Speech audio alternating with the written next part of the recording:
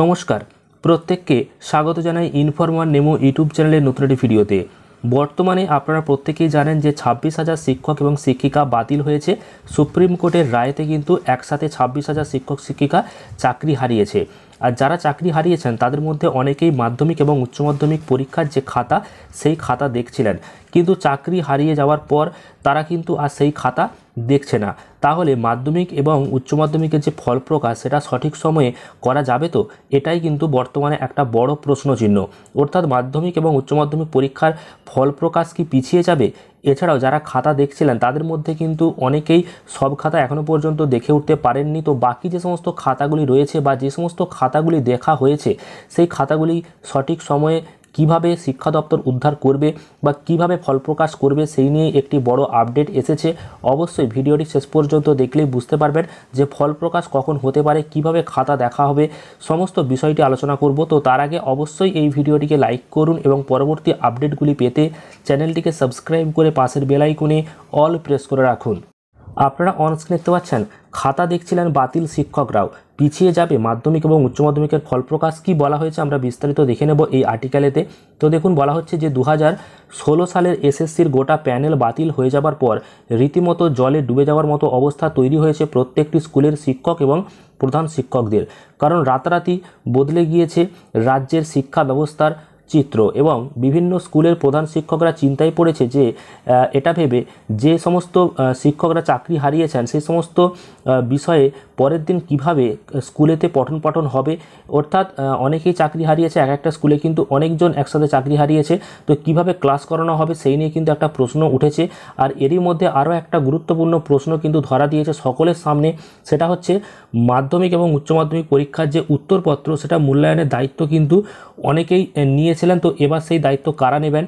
কারণ অভিমানের সুদ দেখা যাচ্ছে চাকরি বাতিল শিক্ষকদের মধ্যে। 2016 সালের এসএসসির গোটা প্যানেল যখন বাতিল হয়েছে এবং শীর্ষ আদালতের এই রায়েতে কিন্তু চাকরিহারাদের ব্যক্তিগত জীবনে যেমন সংকট নেমে এসেছে, ঠিক তেমনই রাজ্যের সমগ্র শিক্ষা ব্যবস্থাতেও কিন্তু একটা ঘোর বিপর্যয় নেমে এসেছে। কোনো স্কুলে চাকরি গিয়েছে 50% বেশি শিক্ষক এবং শিক্ষিকার, আবার কোনো স্কুলে চাকরি গিয়েছে 1/3 বেশি শিক্ষক শিক্ষিকার, বাদ যাননি শিক্ষাকর্মীরাও। আর এই পরিস্থিতিতে কিন্তু বড় প্রশ্ন হলো যে স্কুলের মধ্যে যারা এতদিন পড়াচ্ছিলেন তো তারা যে চাকরি হারিয়েছেন, তো স্কুলে পড়াবেন কারা আর পরীক্ষার খাতায় বা কারা দেখবে? কারণ সদ্য চাকরি হারানো শিক্ষক শিক্ষিকা আদালতের রায়ে রীতিমতো দিশেহারা হয়ে পড়েছে। আর তাদের মধ্যে কয়েকজন অভিমান এবং রাগের সুরে বলেছেন যে এতগুলো বছর শিক্ষকতা করার পর প্রমাণিত হলো যে আমরা অযোগ্য, তাহলে অযোগ্যদের দেখা খাতার মূল্যায়ন নিশ্চয়ই যথাযথ মূল্যায়ন হবে না। তো আমি উচ্চ মাধ্যমিক শিক্ষা সংসদকে ফোন করে বলবো যে আমার কাছে যতগুলো খাতা রয়েছে সেগুলো কিন্তু আমি ফেরত দিয়ে দিতে চাই। অর্থাৎ পরীক্ষার যে খাতা সেই খাতা কিন্তু ফেরত দিতে চান বলে জানিয়েছেন। বিষয়টি নিয়ে কিন্তু advance society for headmasters and হেডমিস্ট্রেসের রাজ্য সম্পাদক যিনি রয়েছেন চন্দন মাইতি বলেছেন যে গতকাল চাকরি বাতিলের রায় কিন্তু অনেকেই যে চাকরি হারিয়েছেন এবং সেই সমস্ত শিক্ষকদের মধ্যে অনেকেই কিন্তু বোর্ডের খাতা দেখছিলেন। তো এখনও পর্যন্ত মধ্যশিক্ষা পর্ষদ এবং উচ্চ মাধ্যমিক সংসদ পর্যালোচনা করে সময় করে কিন্তু জানাবে যে কিভাবে সেই খাতাগুলি দেখানো হবে বা কিভাবে সেই খাতাগুলি পুনরুদ্ধার করা হবে এবং কিভাবে সেগুলোর মূল্যায়ন করে রেজাল্ট প্রকাশ করা হবে। তাহলে পরীক্ষার ফল প্রকাশে কি বাধা আসবে? এটাই কিন্তু অনেকের একটা প্রশ্ন।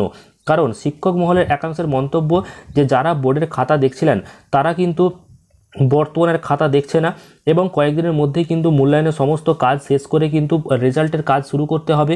তাই এই সময় সব কিছু ঠিকঠাকভাবে পরিকল্পনা না করা হলে দুটি গুরুত্বপূর্ণ পরীক্ষার ফল প্রকাশের যে তারিখ সেটা কিন্তু পিছিয়ে যেতে পারে বলে আশঙ্কা প্রকাশ করেছেন শিক্ষক মহলের একাংশ। তবে সেক্ষেত্রে আবার অনেকে বলেছেন যে মাধ্যমিকের খাতা কিন্তু দেখা প্রায় শেষ এবং উচ্চ মাধ্যমিকের খাতা দেখাও কিন্তু কয়েকদিনের মধ্যে শেষ হবে। তো ফল প্রকাশ পিছিয়ে যাওয়ার কিন্তু কোনো বিষয় নয়, এমনটা অনেকে জানিয়েছেন। কিন্তু এমনটা না হলেও যেটা মূল বিষয় সেটা হচ্ছে উচ্চ মাধ্যমিক পরীক্ষা কিন্তু সম্প্রতি শেষ হয়েছে এবং তার খাতা দেখার কাজ চলছে।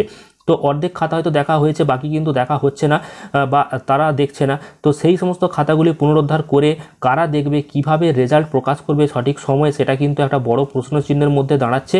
তো আপনারা অবশ্যই আপনাদের মতামত কমেন্ট করে জানাবেন ফল প্রকাশ কি দেরি হবে বা কি করা উচিত সেটা অবশ্যই কমেন্ট করবেন। তো পরবর্তী আপডেটগুলি পাওয়ার জন্য অবশ্যই আপনারা চ্যানেলটিকে সাবস্ক্রাইব করবেন। ভিডিওটি ভালো লাগলে প্রচুর পরিমাণ লাইক এবং শেয়ার করে দেবেন।